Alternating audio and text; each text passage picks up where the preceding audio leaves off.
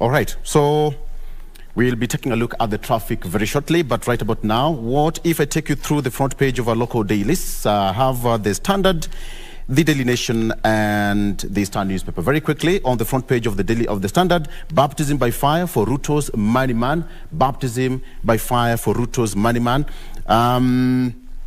For this Daily Nation, why the super rich are fleeing Kenya. Why the super rich are fleeing Kenya. And on the Star, suppliers agony as pending bills hit 700 billion shillings. Experts warn that delays could kill businesses and push people into depression. That is what's on the front page of the local dailies. Now, today on The Viewpoint, I want us to focus matters elderly and old people in the country.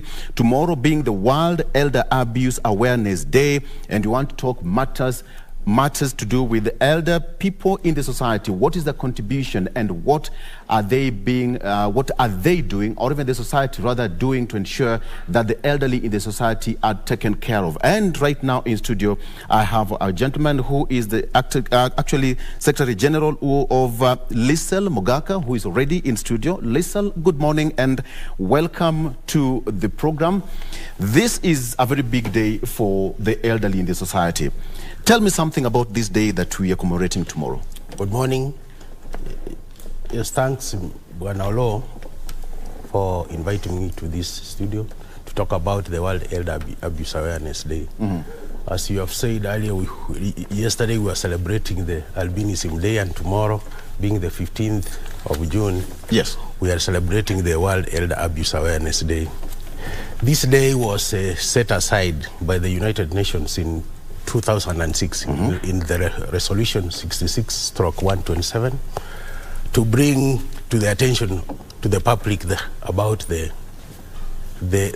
ills that are meted against the elderly. Yes, you are aware that in the Kenyan Constitution, Article 260 defines an older person as a person who is 60 years and above, and Article 57 recognizes older persons as distinct right holders within the country, within the Republic of Kenya. In Kenya, we have, the government has passed several policies and legislative frameworks to ensure that the elderly are well taken care of. But as we age, we tend to forget the plight of the elderly. We assume that they live well, but that's not the case. We have several legislatives maybe talking about the children, talking about women, persons with disability, but it is rare that we normally talk about the elderly. We assume that they are already well taken care of. Why so? Because is it a societal kind of approach, or people are just not so much keen on the elderly in the society? People are not so much keen, and there is an assumption that during their prime time, they use their time well. So we are assuming that they are no longer vulnerable. I head the Directorate of Social Development, whose mandate is to ensure that we deal with the vulnerable, where we have also realized that the elderly are also vulnerable. You are aware, within the country, within the social protection framework, that we are taking care of the elderly in terms of providing them with the cash transfers, alongside the vulnerable orphans and vulnerable children and the persons with severe disabilities. Tomorrow, the theme for this year's World Elder Abuse Awareness Day is Closing the Circle, Addressing Gender-Based Violence in Old Age, Policy, Law and Evidence-Based Responses. But in the country, we have domesticated to older persons deserve our respect and our attention. So we need to be aware that the elderly deserve our respect and attention. Yes. How important is this day? The day is that we are assuming that the elderly live well. We just want to bring... It's an assumption. Yeah, it's an assumption. Right. We want to bring it to the attention of the public that the elderly are abused. So we need to do away with that abuse and allow them to participate in national development like any other, like any other person. Most of the time, a society will always look down, the way you correctly put it, is an assumption from this generation that elderly people now do not have a national standing point for them to contribute into the national development. But when you look at the situation, a majority of people will always go back to the elderly or the old people when now things are thick. That's when they rush back to the elders in the society to seek for their guidance and counseling and their direction. So, are we a lost generation? We are not. We are not a lost generation. We are just bringing it to the attention of the public that we don't need to be a lost generation. We need to take care of the elderly. We need to collaborate. The older generation and the young generation, they work together to ensure that we collaborate in a way that can bring about national development. Yeah. You see, there's a very big disconnect, Mr. Mogaka. There's a very big disconnect. The millennials will say, I was a kitambo. And then the wazee will also say, so there is always a very big disconnect between the generation A and generation Z. But then, how can the two generations, before even we come to the policy framework, how can the two generations bridge the gap so that there is that continuity of generational kind of a system, the flow of traditions, culture, ideologies that societies carry with them, to an extent that even when the old generation now pass the baton to the younger generation, there is nothing lost in between. Yes. We don't have to be agists, talking negative, having prejudice against the elderly or the youth. When we say that, as we usually say, watoto wa squeezy, there is no parent who is known as squeezy, or wazee. Let us take it positive. The positive approach, when you use such terms, they should not be taken negatively. We complement each other. Look at the alternative dispute resolutions. Who can assist there? Are they the young generation or the elderly? It is the elderly who have the experience, the wisdom to go about bringing change. Yeah. Yes. Let's talk about what is current right now. The process of tax and budget making process is what is currently ongoing. Actually, it's on the lips of many.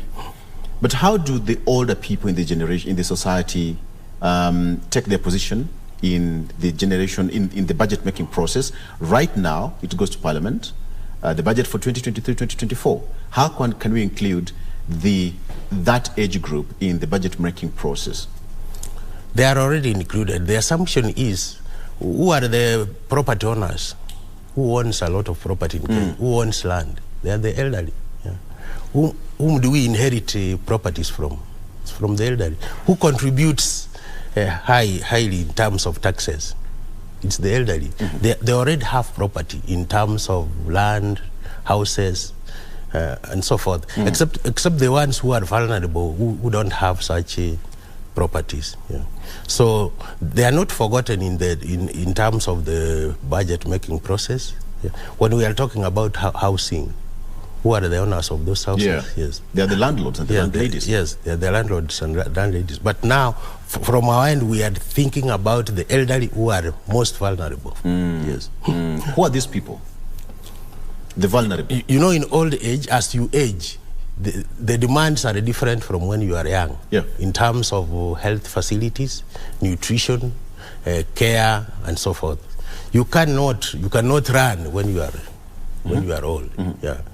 So you don't have enough time to move very fast to acquire what you need to acquire. Yes. There should be someone beside you to take care of you. And from the family's perspective, who are supposed to take care of the elderly? It is the family members. Yes. And that is a very big problem, because most of the elderly people in the society will always get isolated by the young generation. This is a very big problem that needs to be resolved, don't you think? It's not a problem, it's a challenge. And challenges always have solutions. Considering the technology of these days, the young people are moving to urban areas to look for jobs, opportunities, and improve their livelihoods. And in the process, you find that we have left our elderly parents at home. Yeah. We are assuming that since we have these mobile phones, we can call them, we talk to them, we can send them money. And that is just enough. Yeah. No, that's not enough. They need our... No, according to some people, talking to them on phone is just not okay. No, it's not enough, yes. You remember the COVID-19, what it did? Yeah.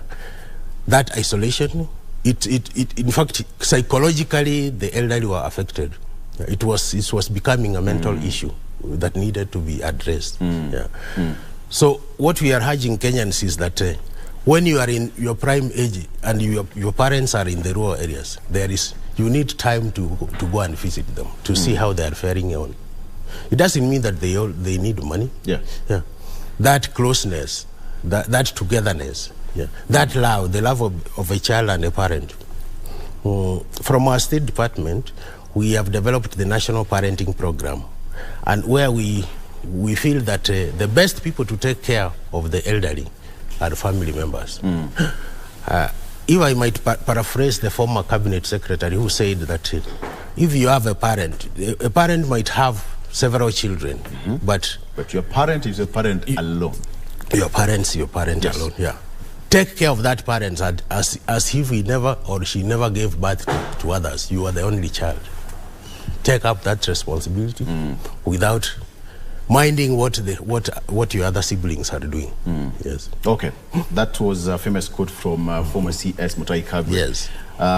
Whatever he is, yes, he's gotten a very strong point. But then let's come back to the whole issue of rapid increase in the Kenya's population of old persons over the years. Yes.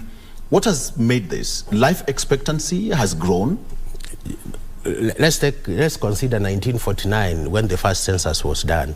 The population was 270,000 elderly people. Those who were 270,000. Yes, those who were 60 years and above. The last census, which was done in 2019, is 2.7 million. 2.7 million elderly who are 60 years and above. Why? We have improved medical facilities, nutrition, and even the lifestyle has changed, and now the people know how to take care of themselves. And even the government policies and the incentives that are there have made the elderly to at least to age gracefully. Yes. That's a good point. The government intervention has helped the elderly to age gracefully. Yes. Are you a beneficiary? Are you a beneficiary? Just to start with that. I'm not yet there. I'm there to ensure that the elderly are well taken care of. Yes. And we also hope that because I'm also heading there. Yes. We need to lay the ground to be favorable to all of us. Yes. But the question of discrimination, I mean, a majority of elderly, perhaps deep down in the remote areas of the country, might not get these services that from the government, they need this support. From the society, they don't get the same support. But how can we actually embrace them so that that person deep down in Loyangalani, deep down in Nyalgunga, or somewhere deep interior, in the villages of Nyamira and Kisi, or even in Sibania, will get appreciated, and there's a level playing field from the government to their table? Yes. I want to urge our partners, and particularly the older persons organizations. You find that these older persons organizations are mainly concentrated in urban areas. I would like them to move to the villages, to the rural areas, to at least to know the plight of the elderly in those areas. Even the organizations which are in the urban areas, they have at least done something to move to the rural areas to see what they are doing. For example, at times they hold these medical camps to ensure that the elderly, maybe from Narok, from Migori, the far interior of the Republic, they get those services. And maybe before we finish this, I would also like to thank them for being there for us. You know, they are complementing the government efforts to ensure that the elderly live well. Yes. How are they supporting their families? Because when you have old people in the villages, that is where wisdom is. Yes. So what is the substantial role in supporting families and generations in the society? The role is, let's take it from the family perspective. As a family member, you have your responsibility. We have institutions within the rural areas and even in urban areas, the churches, religious organizations. We have even community-based organizations. They are taking care of those the elderly in collaboration with the community members. Yes. I want us to talk about the issue of mental health, because mental health is real and it cuts across. Do elderly in the society suffer from mental health? Yes. How? You know, we assume when we of course there is as you age, there is this condition that the elderly acquire.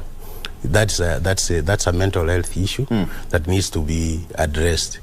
From the government's perspective, particularly the Directorate or the State Department for Social Protection and Senior Citizen Affairs, we enlisted lay volunteer counselors throughout the country. These lay volunteer counselors get just basic skills to know how to handle those psychosocial issues within the community. Yes, at least to go about it. Sometimes you can even live in the house with your brothers and sisters, but you have not identified that they are having a mental health issue. Unless we get experts to determine one's mental health status. Now, these lay volunteer counselors, we enlisted them throughout the country. They are in every sub-county. And we also have community child protection volunteers. You are also aware that we have health volunteers, public health volunteers who serve the public at that locality. Yes, you know, they have just offered their services. They are not paid. What we are thinking is that if there can be some tokens to be given to those people so that they keep on assisting the elderly, the orphans, the widows, and so forth. All right, Mr. Mugaka, there's this bit which is quite huge and affects the elderly in the society. When you talk about vulnerability, they are the most vulnerable, because when you said they can't run, I mean, when you know tragedy strikes, they'll be found wherever they are. Apparently, a majority of old people in the society face a lot of insecurity issues. You know, old mothers, we've heard of very inhumane stories going around there. They don't get jobs as per, you know, because of the age bracket. But they say the older you get, the more productive you become in the society. So how do you address this as a department? How do you address this so that their security is taken care of, their social welfare is also taken care of? For example, let's talk about the celebrations which we are celebrating today. We are aware of the insecurity, so we want to make the public aware that there is insecurity that is facing the elderly. They are neglected, so we want to do away with that neglect. There is property dispute and in terms of land scarcity. There is the law which should be followed. You understand, there is a conversation in other communities when people get old, they are perceived to be wizards and witches. So we want to inform the public that that's not the case. Let them be taken care of. They need to be aware that there are some, I don't think whether they are traditional beliefs, it's just a mindset that people want to be rich. They feel that this elderly, they have the property, and they want them to go fast so that that property can remain for them. There was a study that was carried out by our department in 2014, 2015, and we realized that there are 3 hotspot areas within the Republic of Kenya where the elderly were not only being neglected but insecure. One is in Kilifi, which you are aware. The other one is in Kisii, and then Kirinyaga. We realized that the main reason for that was just dispute for property. Yes. And how is it being resolved? Because when you hear, does even the law or the government protect the elderly? The government protects everybody, not only the elderly. What does the Constitution? But do they know their rights? That's why we are there, to inform them, to make them be aware of their rights. You know, we have the Nyumba Kumi initiative. That's from the local leadership. They are aware of that. They take care of in case of any dispute. That's where we also even involve the elderly to resolve the disputes within the local level. Mr. Mogaka, imagine a society without waze, quote unquote. Imagine where all of us are this age. How would it look like? It will be dysfunctional. That will be a dysfunctional society. You know, we need to take it positive. Yeah. Ukiitwa kijana, you are proud of that age. Ukiitwa mzee, you are also proud of that age. Yeah. Yeah. You are aware of your contribution towards the society and the country in general. Yes. How do the old people in the society feel when they don't get economic empowerment? Of course, nobody will feel happy. Yes. So, but there are government mechanisms to ensure that everybody is empowered. Yeah. Currently, the bottom-up economic transformation agenda is encompassing everybody, not only one segment of the society. Yeah. Yes. How are they supported? Healthy issues, what we are talking about, housing, what we are talking about, industrialization, they are all there. It is involving everybody, not only one section of the population. For example, let me give you an example now. What an elderly can learn from a young person. Yes, the use of technology. Yeah. Yes, yeah. It's the young generation who can impart technology to the elderly. Yes. How do you use the mobile phone to assist you? Not only by communication, you can get money from there, information. Yes. Even those farmers at home, there are applications that they use maybe to know how to tend for their farms. Yes. Allow me to play a devil's advocate in this situation. Yes. You go to interior parts of this country and you see the old generation living in abject poverty. At some point you feel like, I as a young person, I get afraid to reach that particular point. The issue of compensation from the national government, their contribution, the socio-economic support they give to the national government, and then later on, when it comes to their time for them to be supported, that doesn't come. As an entity, what are you doing to ensure that even at older age, they enjoy their retirement, they enjoy their time, much as they help to support the government during their prime time? Okay, maybe let me give you an example. You have talked about two issues here. Someone in the rural areas there who cannot be accessed, and someone who has been working and retires. There are laws and policies that guides the retirement if you have been a public servant or maybe a private practitioner. Yes. Yeah. There are saving plans where you need to save so that you start enjoying them in old age. For those who would never had formal employment, the government has put in place strategies to ensure that they are assisted. I've talked about the Inua Jamii, the cash transfer. Yes, yeah. yes. There is also, sometimes they even get relief food, depending on if it's in the case of emergency. Yeah. Medical attention, such things. We have the NHIF, NSSF, Retirement Benefits Authority. All those institutions are there to ensure that Kenyans live well. Yes. Do we have a program, or as an institution, do we have a program to educate the elderly in the society so that they get, because even the Bible says that remind them, even if they know, continue telling them. But do you have a program where you have a symposium, or you have got community engagements with the old in the society to tell them and update them on what happens? I've talked about the engagement of the lay volunteer councillors, yes, and the community health workers.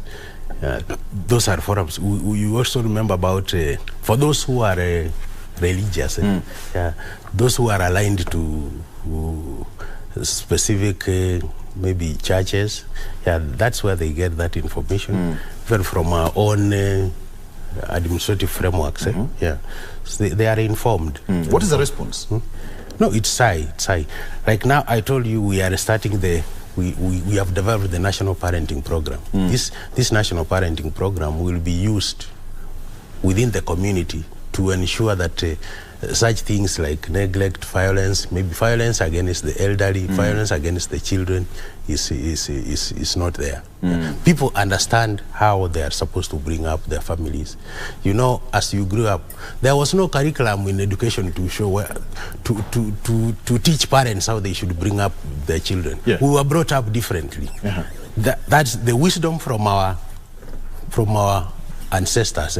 Yeah. Those who are lucky to have been brought up well, you can see they are successful in the family, in the society. Yeah, that is what we are emphasizing. Okay, yeah. It's quite important because you've said the societal role in bringing up, children or even society, even taking care of the elderly. Taking care of them. Yeah. But then when you look at the whole of that situation, there is that aspect of neglect and violence. From your study, who actually met this violence against the old people? It's family members and communities. The reason? They are fighting for property. Others want their parents to die early so that they inherit the property. Yes. Some of the parents are rich and they entrust their children to get money for them from the banks. So at times they misappropriate. Because there is that process of the fault is that writing a will, and you find some of these old people take a long time until they get to their sunset days, and then now everything spirals. Traditionally, it might even we want to change those beliefs. Traditionally, Africans believe that writing a will is as if you want to die early.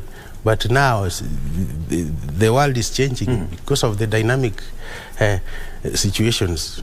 So they need to be advised. Yeah. What is this? But at the same time, we also urge the young generation to work hard. Yeah. Yes. Some of us don't expect to inherit anything from our parents because there is nothing to inherit. You can say that again. Yes. You can say that again. You can say that again. We don't expect to inherit from them. So we work hard to ensure that we get whatever on our own. Yeah.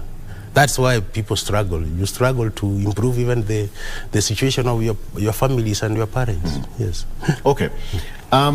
There is that aspect of the disputes and land scarcity, which often leave older people quite vulnerable, and a majority of them displaced. Some of them get killed because of that. But do we have a situation where there is a bracket where the elderly are grouped together so that their welfare is taken care of? In Kenya, we have around 45 institutions taking care of the elderly. Yes. And we only have one government institution, which was opened in 2021 in Kirinyaga, where in case if they feel that they are threatened, they can just temporarily be housed there as the situation improves, or as we involve the local administration to find out what the problem is all about. All these institutions they are either owned by religious organizations, individuals, or some county governments. In 2018, we established the guidelines for the establishment of institutions for the elderly. Yeah. We have provided the guidelines how an institution should look like, and how well it can be kept and for the beneficiaries. However, from the African perspective, even when we attend the international organization, the UN conferences, from the African perspective, Africans feel that it is an African to keep an elderly in an institution. It's the responsibility of the family to the society to take care of to take care of those. They are not a burden to us. Yeah. They should not be a burden to us. But sadly, that's what happens nowadays. Because of the hard economic situations, but we should ensure that we live with them. We in one way or another we empower them. We provide the best environment for them to live. Just food, health facilities, such like Mr. this. Walker, anytime you traverse the country and you meet these people, what do you see? What do you read in their minds? Having a kamkunji and talking to them, getting the kind of words, the kind of expression they get, what do you read from them? They have their unique challenges, which we need to understand as a society. That these elderly, they have unique challenges, and these challenges needs to be addressed this way. Yeah. So whatever they say, whenever you meet them, and what you put intellectually, sit down at a laptop somewhere and then you do the policy framework. Yes. Is there correlation? There is. Yes, there is. Yeah. What has the government done to assist them? Yes. We have provided the cash transfer which is benefiting around 833,000 elderly who are 70 years and above. You are aware that we are struggling economically to ensure that the wish of the government is to ensure that everybody benefits. Yeah. Yes. So it's not that we are just sitting back. The government is sitting back and not looking at what is happening. How do you support that generation? Some of them, when you ask them, they'll tell you they suffer from loneliness. Yes, the younger generation have completely neglected them in the village. We cannot fortunate enough, I have not neglected mine. Too, I have not neglected mine. Right. We cannot blame wholeheartedly the young generation. The young generation, they are struggling to ensure that they live well, and others are also struggling to ensure that their parents live a decent life. Yes. You know, for example, you are not in your home there, I don't know, Nyalgunga, sitting there to take care of your elderly mother or father. Yes. You are here trying to work and maybe support them. Yes. So you even look for the caregivers to take care of them. And you make that constant follow-up. You don't just leave them like that. Okay. So they are protected legally. We have got policy frameworks that protect the elderly in the society. There is the law, the general law that protects everybody. Yeah. The government, the State Department for Social Protection is coming up with a bill which we want to take to the National Assembly for discussion, so that the issues the elderly feel that they are not addressed, they can be addressed. For example, when you meet the elderly, some will complain and say that the government is taking care of the youth, is taking care of the children, is taking care of persons with disabilities, taking care of women, such things. Something like the AGPO, the procurement opportunities that are there. The paradox is that as we age, we'll also forget to take care of the elderly. Yeah. Yes, it's a cycle. Why. Yes, it's a cycle. It's a cycle. Yeah. We have philanthropists. Not many of them come out openly to support the elderly. There are very few. Yes. Allow me to draw a comparison between the Western nation and, let's come back home locally, Kenya. How are we doing in terms of taking care of the older generation in our society? Are we still stuck in the old days, or we've actually reinvented a way to take care of them? Somehow it's a two-way scenario. Yeah, it's both the old and now the new. You know, I've been lucky to have traveled to other countries. What I find unique in our setting is that that linkage, that network is very important. The psychosocial support within our family context is so good. You know, if you neglect your family as a person, your neighbors, the community within that area, they are still in touch with that elderly person. Yeah. Yes. At least there is something the community or the society or the neighbors contribute towards the well-being of that person. Unlike the Western, where everyone is man for himself, but God for all. Let's talk about the issue of the social welfare, the issue of NSSF, NHIF, malipo ya uzeeni for the elderly. Some of these people contribute to the government, coffers, and then later on, they find it a bit rough for them to access these funds. Have you made it so easy? I'm not an authority to discuss on that, but let me tell you that those institutions, they are improving their policies, and even those legislative frameworks, they are being improved to ensure that such complaints are minimized. Yes. You are aware that the NSSF, there is a new act. Yeah. And then NHIF, what is trying to, you know, this universal health coverage? Yes. Yeah.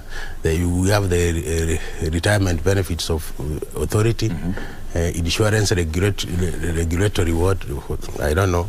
They want to ensure that such complaints are minimized. Yes. Okay. Yeah. That's IRA. Yes. Insurance Regulatory Authority. Yes. All right, Mr. Mogaka, let's take a break. When we come back, I want us to continue with this discussion and more talk about the theme for tomorrow and where it will be celebrated, and whether I'm invited as a young person or it's only for the old. You are invited. All right. Let's talk about that when we come back. Okay, thank you. After this break.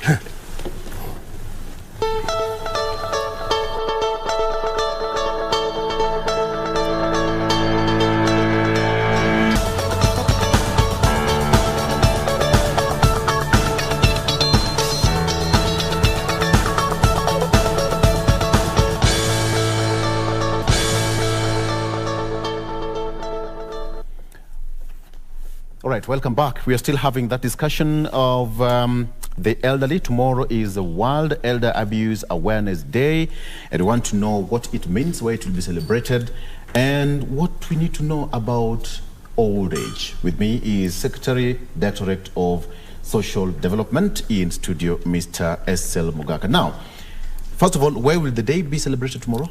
Yes, the day will be celebrated in Ngong. That's Kajiado County. Yes. Yeah. I ask a question. Am I invited or? You are invited, and the media is invited. We also appreciate the work that is done by the media in trying to highlight the plight of the families, the elderly, and the society in general. Yeah. Yes. Of course, without highlighting these issues, it's not easy for the public to know what's happening. Now, and what I wanted to bring before we went for break was that there are several measures that are being taken by the government to eliminate what we call ageism. Ageism, ageist stereotypes, prejudices, and behaviors that devalue older persons' contribution to sustainable development. You know, the government has put in place we have the Pension Act of 2012, which makes provision for the granting and regulating the payment of pensions, gratuities, and other allowances in respect to the public service or the officers who have worked under the government. Then the National Social Security Fund Act of 2013, the National Health Insurance Fund, which you are all aware, the Retirement Benefits Act of 2020, the Insurance Regulatory Authority, which we talked about, and Kenya has also a national policy on older persons and aging of 2018, which provides for a comprehensive framework to facilitate the provision of reasonable care and assistance to older persons, and promotes collaboration and partnerships among key stakeholders in addressing the unique challenges that face the elderly. Then we are aware that the older persons have been cushioned against extreme poverty through the cash transfer program or the social protection initiatives. Yeah. That sounds more academic, Mr. Mugaka, but what is the real implementation? You know, these are things that are working currently, and they are evident. Okay. Yeah. And Kenya is also a signatory to a range of international and regional human rights declarations. The year 2022, we ratified the protocol to the African Charter on Human and People's Rights on the Rights of Older Persons. That means internationally we recognize the issues of the elderly, their rights. So, as I had alluded earlier, is that we are developing the Older Persons Bill, which needs to be taken to the National Assembly for discussion and deliberation. Yes. You've talked about ageism. So what are you doing as an entity or as an institution? What are you doing to eliminate ageism and, if possible, promote the older person's well-being? That's why we are celebrating the World Elder Abuse Awareness Day, where we want to inform the public. They need to be aware that what we need to do about the elderly in terms of respect, care, and to do away with any form of abuse. Are you aware that when you force your mother to wear a certain type of clothes, that is still elder abuse? Let's give her the freedom to choose which type of clothes she wants to wear. Or if you feel that it is not decent enough because you will be fear that your friends will say she's not presentable enough, you need to talk to her. And if you feel that you are not the best person to talk to her, you are aware that within the village there is someone, she has some peers, the people they discuss with. Yes. Okay. The aspect of policy framework, the older generation brought on board into the negotiation table, decision-making table, either from the Nyumba Kumi, from the local administrative up to the national government. How is that taken care of? You know, we have policies that are developed by the national government, and then those policies are also cascaded or to the county governments. Those policies should conform. You know, the county government policies should conform to the national policies. And the national policies provides the standards and the guidelines. Yes. So it's well taken care of? Yeah, it's well taken care of. From the Directorate of Social Development, we have a division called Family Promotion and Social Welfare Division.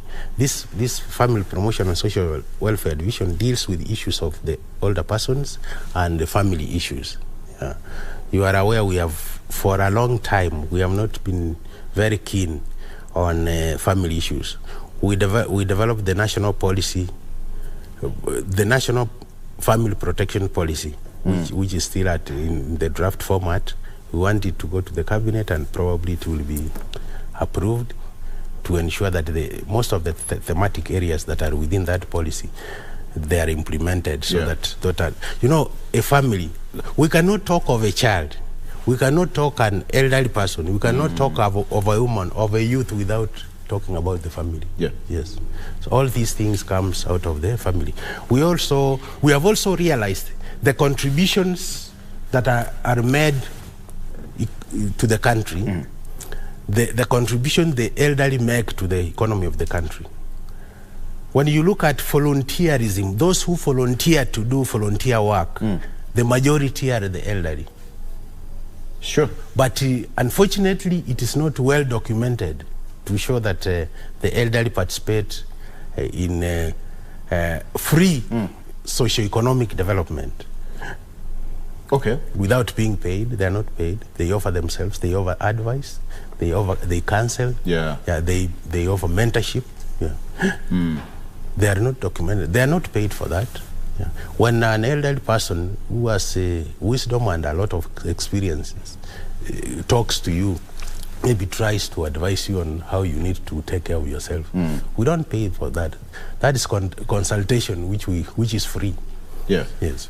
You cannot be paid enough for consultation. When you consult wazee, that's how I call them, and they ooze a lot of wisdom because what they've gone through, sometimes it's not academic, but it's more of wisdom and what they've passed from the past generation. The issue of the cash transfer has been an issue. Probably if you can just touch about it a bit. Yes. The first is that you are aware of the economy. Right. We are coming to the end of the financial year, the end of this month. Yeah. That is the government calendar year, the government financial year. It's not the usual calendar year. So that will be taken care of? Yes, it will be taken care of. Okay. Yeah. And anything that the government owes you, you should be aware, you must be paid. The government must pay, no matter how long it takes. Yeah. In fact, the best you can do with government is business. You will never go wrong. You will never be owed anything. Finally, you will be paid. You'll be paid. Yes. But when it's not, I cannot say you will be supported. Yeah. This is still on that issue of the cash transfer. Allow me to just touch a bit on this one. Some of them raised concerns of being swindled by other, some people in the society. These are the issues that we want to bring to the attention of the public. Yes. They are just swindled by their close family people members. Who are close to them. Yes. Not someone who is not closer to them. And it is rare that such cases are reported. Yes. Even the abuse that are done within families, it's rare that they are reported. Yes. Children abuse their parents. Yeah. But it's rarely reported. Yeah. It's never brought to the attention. Nasema labda tusuluhishe tu within the family setup. Yes. And that brings me to the next question, Mr. Mogaka, because when you look at abuse against the older generation, do we have, because a majority of those cases have out-of-court settlements. Yes. They don't get into the real corridor of justice where cases are being, filed and it goes to its final conclusion. And they are least investigated. They are not even investigated. Then that is dangerous. It's dangerous, but now, when we bring it to the attention of the elderly, they are aware. Yeah. So if they can go ahead and seek justice. So does it mean that they get suppressed not to get their voices heard? Somehow yes, somehow no. It's just they are not aware of their rights. Yes. And the people perpetuating this violence, they are not also very conscious of the repercussions. Yes. So they need to be aware. Is the government keen, or even the law itself? It's very keen. The government is keen. Then why are the elderly not getting their justice that they want? That's why we want to bring it to their attention that if this happens to you, you need to report.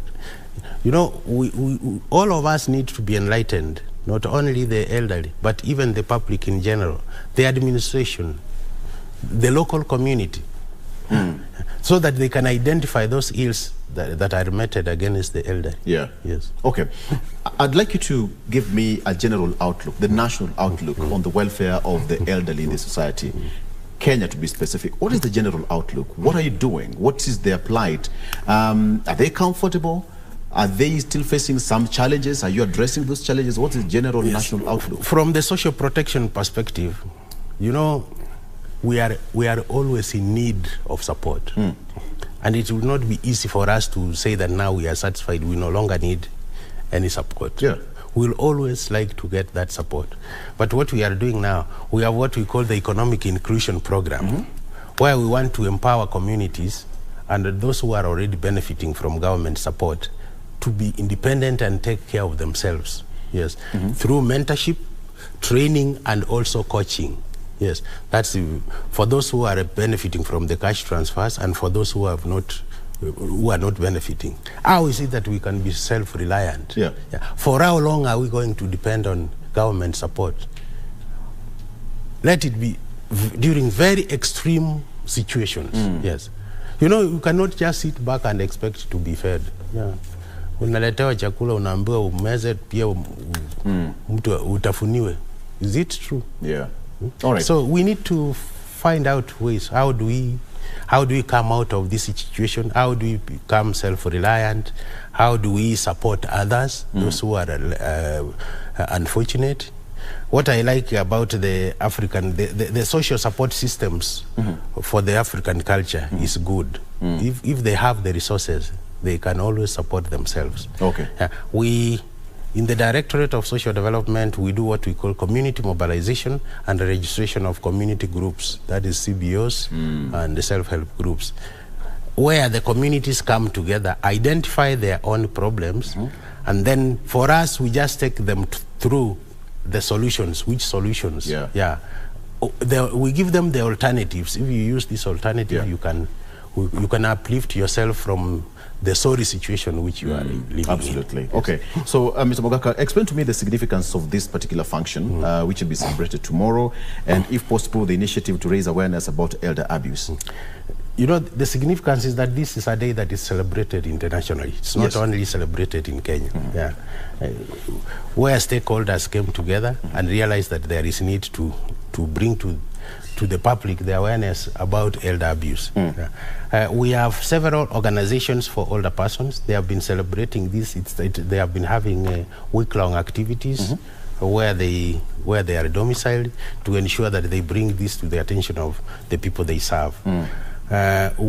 We have an organization called HelpAge International, which is also assisting within the country on issues of elder persons. We have an organization within Nairobi called Karika. We have Aging Concerned Foundation, which took their activities to Migori, where they want to empower those people in terms of they provided them with the food, clothing, and medical care. Then we have a new organization called Sukun, which is coming up. There is Kibera Day Care Center, Association of Golden Comrades, which is from Sitam. You know what Sitam is? Yeah.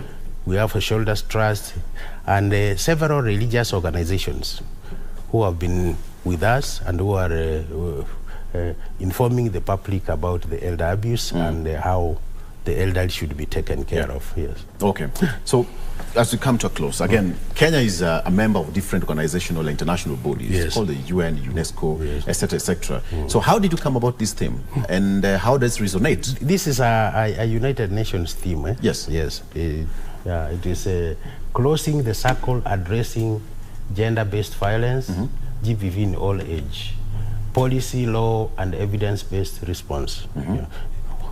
It's a call by the international communities to all world governments to to ensure that they set up laws and policies that will take care of the elderly. Yeah. Yes. And what are the build-ups towards the event is tomorrow? Yes, the event. What should we expect before the D-Day?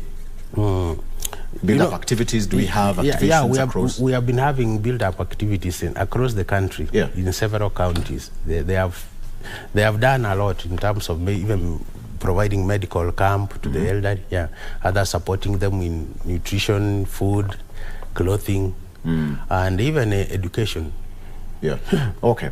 So, so where is the event tomorrow? Again, starting what time? Who should we expect? Government institutions? Yes, the government is there. Yeah. And other institutions. It will be in Ngong. In Ngong. Starting from 10 to 1. Ngong, particularly. Yes. Where?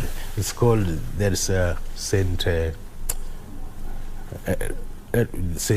There's in one of the religious centers. Yes. Okay, you'll get me that one before we finalize. We've been talking about the issue to do with the old age and people who should be celebrated in the society. Of course, tomorrow is that D-Day, World Elder Abuse Awareness Day, which will be held in Ngong. Be talking to Secretary, Director of Social Development. You've got the venue? Yes. Okay, where exactly? It's Ngong. Ngong is in Kajiado County. Exactly. Yeah. All right. All right. So everyone is welcome. I'll be there. It doesn't mean that I have to be 60 years and above. The media. Along with the media is welcome. Yes. All right. Thank you, Mr. Mogaka, for that interview. And of course, we'll be expecting to get more from that, even what the government will say to assist the elderly in the society. Thank you so much for joining us. Thank you.